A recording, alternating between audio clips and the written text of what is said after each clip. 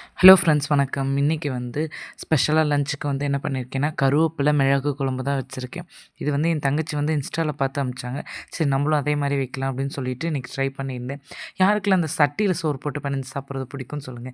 என்னோட ஃபேவரைட் அது. சட்டியில போட்டு அந்த பெனஞ்சு அந்த ஓரத்தில இருக்கிறதெல்லாம் எடுத்து விட்டு சாப்பிடுறது அவ்வளோ ஒரு டேஸ்ட் இருக்கும். இன்னைக்கு பாப்பாக்கு கருவேப்பில, மிளகு குழம்பு தான் வந்து செஞ்சுட்டு, இது கூடவே வந்து இதுக்கு ஃபேவரட்டா இருக்க இந்த மாரி காரக்குழம்புலாம் வைக்கிறப்ப, காரக்குழம்பு, புளிக்குழம்பு இதெல்லாம் வைக்கிறப்ப வந்து அப்பளம் வச்சு சாப்பிட ரொம்ப நல்லாயிருக்கும்.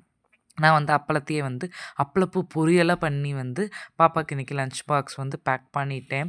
இந்த வந்து மிளகு குழம்பு வந்து நான் தான் ஃபர்ஸ்ட் டைம் ட்ரை பண்ணியிருந்தேன். ஃபர்ஸ்ட் டைமே ரொம்ப நல்லா வந்திருந்தது. டேஸ்ட்டா வந்திருந்தது. அத நான் வீடியோ உங்களுக்கு அப்லோட் பண்றேன்.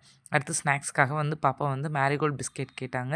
சரின்ட்டு சின்ன பாக்கெட் வாங்கிட்டு வந்து அத அவங்களுக்கு குடுத்து பேக் பண்ணியாச்சு. மார்னிங் பிரேக்ஃபாஸ்ட்டுக்காக வந்து கோதுமை உப்புமா தான் இன்னைக்கு சிம்பிளா பண்ணியாச்சு. இன்னைக்கு வந்து காரக்குழம்புலயே டைம் போயிடுச்சு அதனால.